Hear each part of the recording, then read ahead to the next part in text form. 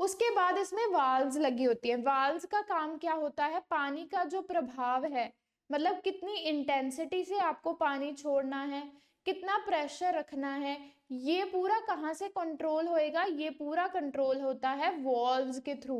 Valves का क्या काम होता है, पानी के फ्लो को मेंटेन करना, पानी कितना छोड़ना है, कितने प्रेशर से छोड़ना है, ये वाल्व्स का काम होता है। मेन लाइन से पहले वाल्व्स लगे होते हैं, इन्हें आप बंद कर सकते हो, खुला छोड़ सकते हो।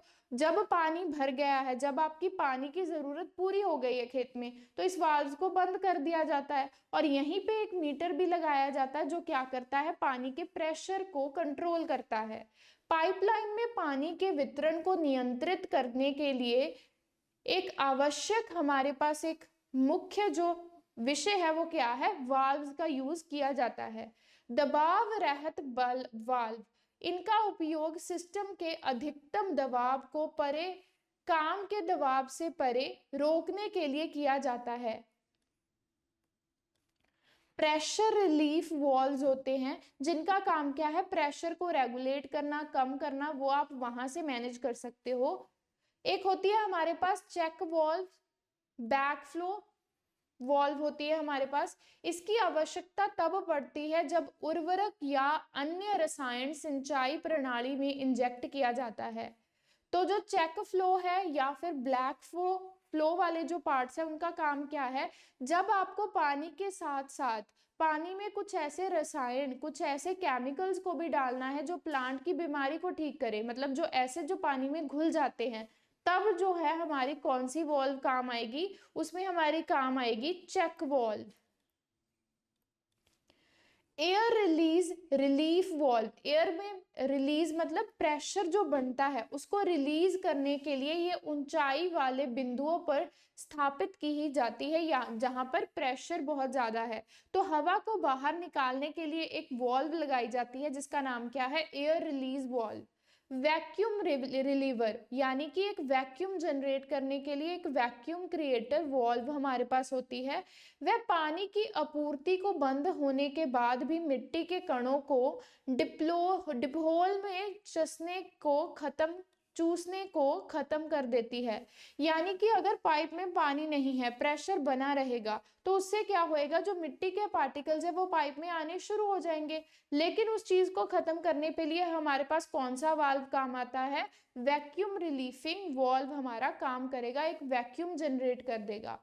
तो घटक विवरण अब क्या है, यानी कि पार्ट्स का जो हम इलेबोरेशन करें तो इसमें हमारे पास प्रेशर गेजेस आती हैं, जहां से प्रेशर मेंटेन होता है, यानी कि कितनी इंटेंसिटी, कितनी प्रेशर से पानी छोड़ना है, कितना पानी छोड़ना है, कितने प्रति घंटे में, वो यहीं से रेगुलेट होएगा। कंट्रोल हेड में आपका जो निस्पंदन है, जो रासायनिक इंजेक्टर है वो आ जाता है, जहां से जो आपके रासायनिक पदार्थ है वो आगे जाके फ्लो करेंगे। अब निस्पंदन यानी कि फिल्ट्रेशन का सिस्टम कैसे काम करता है, डिप सिंचाई प्रणाली की सफलता के लिए एक निस्पंदन बहुत ही ज्यादा महत्वपूर्ण है। यानी कि एक ऐसा सिस्टम जो पानी में आने वाले जो पार्टिकल्स हैं, जो वहां पे ब्लॉकेज क्रिएट कर सकते हैं, उनको रोकने के लिए रासायनिक द्वार बंद हो जाते हैं। कई बार क्या होता है कि अगर आपकी मृदा में, आपकी मिट्टी में बहुत ही ज्यादा जो पार्टिकल्स हैं वो अगर आपके पाइपलाइन में फंस जाते हैं, कुछ पानी के पार्टिकल्स, पानी में कुछ ऐसे पदार्थ हैं जो वहां रुक जाएंगे, उसकी वजह से क्या होएगा, फ्लो बंद हो जाएगा।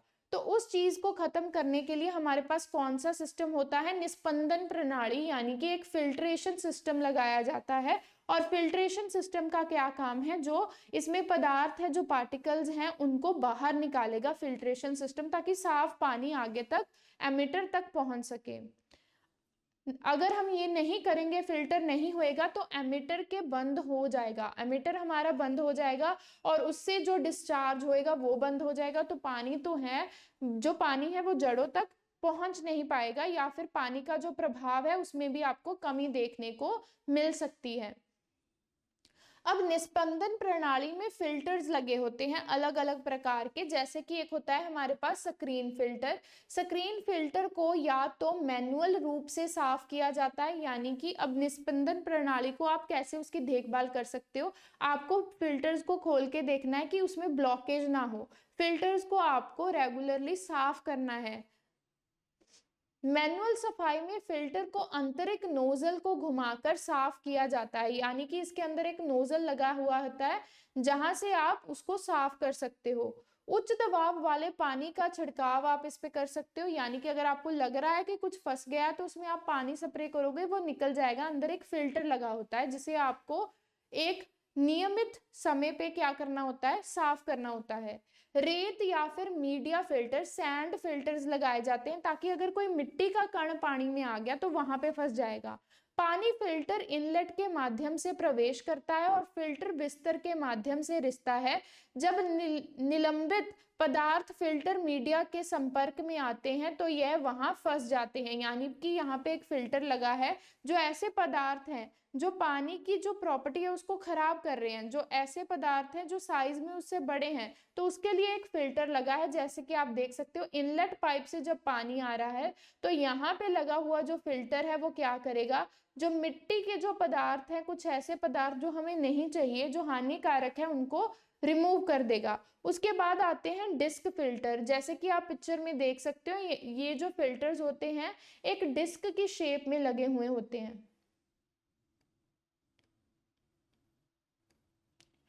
कुछ इस प्रकार से जो इनकी शेप है वो रहती है, इन्हें हम क्या बोलते हैं, डिस्क शेप के जो फिल्टर हैं। रेत और अन्य पदार्थों दोनों को निस्पंदन के लिए उपयोग किया जाता है, यानी कि पानी में अगर रेत है या कुछ ऐसे पदार्थ है उनको रिमूव करने के लिए जो डिस्क फिल्टर है उनका भी इस्तेमाल किया जाता है।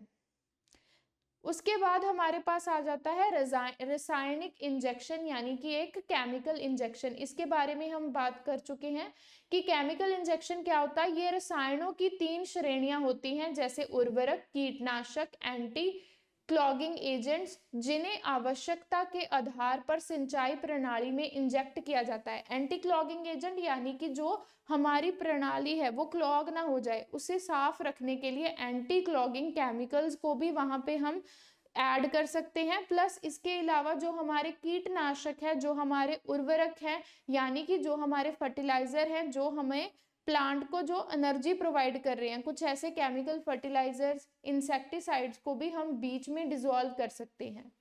उर्वरक यानी कि फर्टिलाइजर, उर्वरक सबसे अधिक इंजेक्ट किए जाते हैं। सबसे ज्यादा जो इंजेक्शन पंप में यूज होता है वो क्या होते हैं, उर्वरक, यानी कि जो हमारे न्यूट्रिएंट सोर्स है, रासायनिक जो सोर्स है। ड्रिप सिंचाई के उर्वरक के प्रयोग का समय निर्धारित करना संभव है फसल की वृद्धि के चरणों की आवश्यकता के अनुसार, यानी कि फसल में कब वो फर्टिलाइजर, कब वो न्यूट्रिएंट चाहिए, उसके हिसाब से इसकी प्लानिंग जो है वो की जाती है। ज्यादातर वही केमिकल इसमें डाले जाते हैं जो पानी में घुल जाते हैं। उसके बाद अब हर एक चीज के कुछ ना कुछ प्रोज होते हैं, कुछ ना कुछ हानिकारक भी होते हैं, कुछ हानियां भी होती हैं। जैसे कि रासायनिक इंजेक्शन हम करते हैं तो सिंथेटिक कीटनाशकों को विभिन्न प्रकार की बीमारियों से पौधों का मुकाबला करने के लिए वो हमारी प्रणाली में इंजेक्ट किया जाता है, यानी कि हम कीटनाशक को भी, हमारे जो केमिकल ऐसे हैं जैसे कि कोई कीटनाशक है, कोई पेस्टिसाइड है, उसको भी हम टैंक में डाल के डिसॉल्व कर सकते हैं, वो आगे जो हमारे पौधे हैं वहां तक पहुंच जाएगा। यानी कि सिंचाई का जो माध्यम है उसमें हम अपने जो कीटनाशक है, जो हमारे उर्वरक हैं, उनको भी हम डाल सकते हैं। अब ये जो हम करते हैं ड्रिप इरिगेशन, अब हर एक चीज के क्या है, एक प्रोज है, कुछ फायदे हैं, कुछ नुकसान भी है। अब नुकसान क्या है, स्थापना प्रक्रिया में समय लगता है, यानी कि जो इंस्टॉलेशन का टाइम है वो जाएगा आपका, क्योंकि इंस्टॉल करने में समय भी लगेगा प्लस आपका जो पैसे भी लगेंगे। सूरज की गर्मियां ट्यूबों को प्रभावित करती है, कभी कभी वह अधिकतम गर्मी के कारण टूट भी जाती है, क्योंकि कई बार क्या होता है, जो आपका पाइपलाइन सिस्टम है, अगर वहां पे इंटेंस जो सनलाइट पड़ रही है, एक तीव्र गति से जब सूर्य वहां पे पड़ता है, सूर्य की किरणें पड़ती हैं, वो पाइप कई बार क्या हो सकता है, खराब भी हो सकती है। ट्यूब कभी कभी बंद भी हो सकती है। कई बार क्या होता है, जो रासायनिक पदार्थ है वो फंस जाते हैं, क्लॉगिंग हो जाती है, उसकी वजह से जो फिल्टर है वो खराब भी हो सकते हैं। प्लास्टिक ट्यूब मिट्टी की उर्वरता को प्रभावित करती है, यानी कि अगर आप प्लास्टिक की ट्यूब्स यूज करते हो तो उसमें क्या होएगा, मिट्टी फंसने के चांसेस ज्यादा होते हैं और प्लास्टिक की ट्यूब जो ज्यादा लंबे समय तक नहीं चल पाती।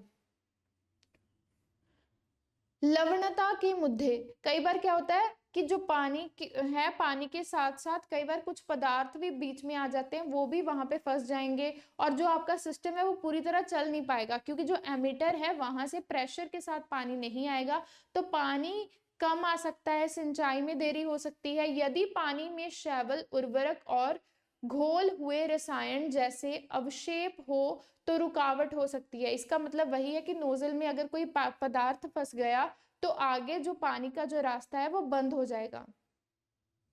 और इसमें मॉइस्चर को मेंटेन करने के लिए नमी वितरण की जो भी समस्या इसमें रहती है। अब उसके बाद आता है कि जब हम एमिटर लगाते हैं तो उसकी प्लेसमेंट कैसे करनी है। इसका निर्वहन गैलन प्रति घंटे में नापा जाता है। गैलन प्रति घंटे में, यानी कि एमिटर से कितना पानी निकलेगा, कितने गैलन्स में पानी निकलेगा पर आवर, इस फॉर्म में जो आपका जो वाटर डिस्चार्ज है वो रहता है। यानी कि पानी जो है किस गति से आएगा, कितने घंटे में कितना पानी आगे छोड़ना है, वो एमीटर में लगे हुए जो प्रेशर वाल्व है वहां से आप मेंटेन कर सकते हो। एमीटर या ड्रिपर वह उपकरण है जिनका उपयोग लेटरल से पानी के निर्वहन को नियंत्रण करने के लिए किया जाता है। एमीटर एक ऐसा है जो लेटरल से पानी जो आ रहा है वो आगे प्लांट्स तक कैसे पहुंचेगा, पौधों तक कैसे पहुंचेगा, ये कौन कंट्रोल करेगा, एमिटर। वे आमतौर पर 1 मीटर से अधिक की दूरी पर होते हैं, यानी कि जो एमिटर है, जो हमारी सब लेटरल लाइन है, उससे कितनी दूरी पर होते हैं, 1 मीटर की दूरी पर लगभग होते हैं। एमिटर सीधे मिट्टी को पानी की आपूर्ति की दर को नियंत्रित करने के लिए जिम्मेदार होते हैं। यानी कि एमिटर का काम क्या है, पानी कितना आएगा, पानी कितना रूट जोन तक पहुंचेगा, ये उसका काम है, वो एमिटर मेंटेन करेगा। एक सामान्य नियम के रूप में पौधों के आकार के आधार पर प्रति पौधे पर 1 या 2 एमिटर की आवश्यकता होती है। यानी कि अगर आप पॉली हाउस में देखोगे तो वो जितनी भी हम सब्जियां उगाते हैं, कोई फल उगाते हैं, तो वहां पे जो एमिटर लगे जाते हैं, एक पौधे के हिसाब से 1 या 2 मैक्सिमम जो एमिटर है वहां पे लगाए जाते हैं, जहां से पानी बूंद बूंद करके उनकी जड़ों तक पहुंच जाता है। एमिटर आमतौर पर 450 मिलीमीटर की दूरी पर स्थापित किए जाते हैं। यानी कि एक एमिटर से दूसरे एमिटर की जो लगभग दूरी है वो कितनी रखी जाती है, 450 मिलीमीटर, ताकि उन दोनों का जो पानी है वो जड़ तक पहुंच पाए। फलों को पेड़ों पर पौधों की पत्ती के क्षेत्र के 80% के नीचे 600 mm की दूरी पर एमिटर स्थापित किए जाते हैं। जब हम फलों की बात करें, फलों के पेड़ों की बात करें, यानी कि हम ऑर्चर्ड बाग लगाते हैं, तो वहां पे क्या रहता है, पत्ती के छत्र के 80% के नीचे, यानी कि जो आपकी कैनपी है उसके 80% के नीचे जो है 600 mm की दूरी पर हमारा क्या रहेगा, एमिटर रहेगा। अधिकतम पारगम्य नरम मिट्टी के लिए एमिटर को 350 से 400 मिलीमीटर की दूरी पर रखा जाता है। यानी कि एमिटर जो है वो मिट्टी से कितनी दूरी पर रहेगी, अगर हमारी मिट्टी लोमी सॉइल है, काफी अच्छी सॉइल है, तो उसमें जो हमारा जो डिस्टेंस रहेगा वो 350 मिलीमीटर से लेके 400 मिलीमीटर, 350 से 400 के बीच में रहेगा। तो इसी के साथ आज का जो लेक्चर है वो हमारा खत्म हो चुका है। अब इस लेक्चर में हमने क्या पढ़ा है उसको एक बार में समझ लेते हैं। देखिए हमने कौन सी जो सिंचाई का जो माध्यम है वो पढ़ा है। हमने इसमें पढ़ा है जो हमारा बूंद बूंद यानी कि ड्रिप इरिगेशन का जो सिंचाई का माध्यम है उसको हमने आज पढ़ा है। अब यहाँ से हमारा जो क्या है, कुआं, यानी कि यहाँ पे क्या है, हमारा वाटर सोर्स है जहां से पानी निकल के आ रहा है। अब यहाँ पे क्या लगा हुआ है, पंप। पंप के बारे में हमने पिछले लेक्चर में पढ़ा हुआ है कि दो तरह के पंप है जो यूज होते हैं, एक होते हैं सेंट्रीफ्यूगल पंप, दूसरे हमारे पास होते हैं टरबाइन टाइप ऑफ पंप। यहाँ से जो पानी है हाइड्रोसाइक्लोन्स के थ्रू यहाँ पे जो रेत है वो विभाजित हो जाएगी, यानी कि यहाँ पे फिल्टर लगा हुआ है जिसका काम क्या है, पानी में अगर कोई रसायन है, कुछ ऐसा पदार्थ है जो पौधे के लिए हानिकारक है, वो यहाँ पे फिल्टर हो जाएगा। अवसाधन टैंक के बाद यहाँ पे एयर गेज लगा होता है जो वैक्यूम के प्रेशर को मेंटेन करेगा। यहाँ पे नियंत्रण करने के लिए कंट्रोल वाल्व लगी होती है। और यहाँ पे हमारे पास जो केमिकल्स हैं, जो हमारे रासायनिक पदार्थ हैं, उनको पौधों तक पहुंचाने के लिए केमिकल इंजेक्टर लगाया जाता है, यानी कि यहाँ पे हमारा उर्वरक टैंक लगा हुआ है। अब इसी के माध्यम से जब पानी आता है तो पानी के साथ साथ ये जो केमिकल्स हैं ये भी बीच में एंटर हो जाते हैं, पानी के साथ घुल जाते हैं। ये हमारी मुख्य पाइप है जो हमारी मेन लाइन है। अब इस मेन लाइन से होते हुए जो पानी है आगे दो भाग में या दो से अधिक भाग में डिवाइड हो जाएगा और उसके बाद ये जाके हमारे जो पौधे हैं वहां तक पहुंच जाएगा। और यहाँ पे हमारे क्या लगे हुए हैं, एमिटर लगे हुए हैं जिनका काम क्या है, बूंद बूंद करके ये पानी को पौधे की जो जड़ें हैं वहां तक पहुंचा देगा और पौधे को पानी मिल जाएगा। और ये पानी जो है जब डलता है तो जैसे ये हमारा पौधा है जो इसकी जड़ रहेगी, जड़ के आसपास एक वेटिंग एरिया जनरेट हो जाता है, सिर्फ उसी एरिया में जो वो पानी है रहेगा। तो बाकी जो मिट्टी है उसमें पानी घुलने की बजाय जो पानी है सीधा जड़ों तक पहुंच जाएगा। तो इससे क्या होएगा, 70 से 80% तक जो पानी की उपयोग है, सदुपयोग है, वो बढ़ जाता है। पानी की वाटर यूजेज एफिशिएंसी है वो बढ़ जाएगी। तो इसीलिए जो हमारे ये नए माध्यम है सिंचाई के वो ज्यादातर चल रहे हैं, क्योंकि ये क्या करते हैं, हमारा जो पानी है उसे बचाने में हमारी मदद करते हैं। तो अगर आप चाहते हैं कि हम आपके लिए ऐसे ही इंटरेस्टिंग लेक्चर्स को लेके आए तो आप अभी जाके हमारे बैच में एनरोल करें, हमारी टेस्ट सीरीज लें। जिन बच्चों ने ऑलरेडी सिलेबस कवर कर रखा है, जिन्हें सिर्फ प्रैक्टिस के लिए चाहिए, वो हमारी टेस्ट सीरीज में एनरोल कर सकते हैं। टेस्ट सीरीज आपको पड़ेगी 999 रुपीज में। अब इस टेस्ट सीरीज में हम आपको क्या करवाएंगे, बहुविकल्पिक क्वेश्चंस, यानी कि आपके जो मल्टीपल चॉइस क्वेश्चंस है उनकी आपको प्रैक्टिस करवाएंगे, क्योंकि जो सिलेबस का पैटर्न है उसमें आपको जो एग्रोनॉमी है, जो हॉर्टिकल्चर है, उसका जो पार्ट है वो एमसीक्यू स्टाइल में, यानी कि बहुविकल्पिक प्रश्नों की फॉर्म में आपको देखने को मिलेगा। आप पूरा जो बैच है वो भी ले सकते हैं। पूरा बैच आपको पड़ेगा 4,999 रुपए में। अब इस बैच में आपको क्या क्या फायदे हैं इस बैच के, एक तो इसमें आपको टेस्ट सीरीज मिल जाएगी जो आपको अलग से नहीं लेनी पड़ेगी। इसमें आपको स्टडी मटेरियल प्रोवाइड हो जाएगा, प्लस इसमें आपको वीडियो लेक्चर्स भी मिलेंगे। हमारा जो लेक्चर का पैटर्न है बिल्कुल ऐसे ही रहेगा। जो भी सिलेबस में पॉइंट लिखे हुए हैं उन्हें हम डिटेल से पढ़ेंगे, उनसे रिलेटेड जो बहुविकल्पिक प्रश्न हैं उनको आपके साथ डिस्कस करेंगे। आप जैसे देख ही सकते हैं कि हमारे ही इंस्टीट्यूट से पढ़े हुए ये स्टूडेंट्स हैं जो कि हायर पोस्ट पे लगे हुए हैं, जैसे कि मयंक मुदगिल जो कि आईपीएस हैं, आकृति सेठी जो कि आईएएस हैं और महक स्वामी जो कि आईपीएस हैं। तो अगर आप भी एग्रीकल्चर फील्ड से है, कृषि प्रवेशक की भर्ती अगर आपको भी ये फॉर्म को फिल करना है, इस एग्जाम की प्रिपरेशन करनी है, तो अभी जाके आपको हमारे बैच में जुड़ना है, जिसमें क्लासेस ऑलरेडी शुरू हो चुकी हैं। तो आपको अभी से जाके बैच में ज्वाइन करना है, प्रिपरेशन करनी है, क्योंकि आलोक राज जी ने ये बता रखा है कि जो पेपर का नोटिफिकेशन है 1 से 7 जनवरी के बीच में आपको देखने को मिल जाएगा और उसके बाद जो एग्जाम है वो भी आपको देखने को मिल जाएगा। ज्यादा समय आपको तैयारी के लिए नहीं मिलने वाला है उसके बीच में। तो अभी से अपनी जो तैयारी है उसको आपको मजबूत करना है, हमारे बैच में अभी जाके एनरोल करना है। अब आप हमसे संपर्क कैसे कर सकते हैं, अगर आपको ऑफलाइन कोचिंग लेनी है तो हमारा इंस्टीट्यूट है खरड़ में, वहां आप ज्वाइन कर सकते हैं। अभी जाके आपको हमारे टेलीग्राम चैनल को जरूर ज्वाइन करना है। वहां पे आपको एग्जाम रिलेटेड सारे अपडेट्स नोटिफिकेशंस मिल जाएंगे, प्लस जितने भी हम लेक्चर कवर कर चुके हैं उनके जो लिंक है वो भी आपको यहाँ पे मिल जाएंगे। हमारा जो टेलीग्राम चैनल है that is Rajasthan RSSB agri के नाम से है, इसको आप अभी जाके ज्वाइन करो। अगर आपको बैच लेना है, बैच के रिलेटेड कोई भी जो इन्फॉर्मेशन है वो आपको चाहिए, तो नीचे हमारा व्हाट्सएप नंबर प्रोवाइडेड है, इस नंबर पे आप कांटेक्ट कर सकते हैं, तो आपको सारी इन्फॉर्मेशन मिल जाएगी बैच की। तो अभी जाके आपको बैच में एनरोल करना है, अभी से अपनी जो तैयारी है उसकी शुरुआत करनी है। तो इसी के साथ आज का जो हमारा लेक्चर है यहीं पे खत्म होता है। नेक्स्ट लेक्चर में जो सिंचाई का जो अगला जो टाइप है जिसमें हम रेन गन से कैसे सिंचाई की जाती है उसके बारे में पढ़ेंगे।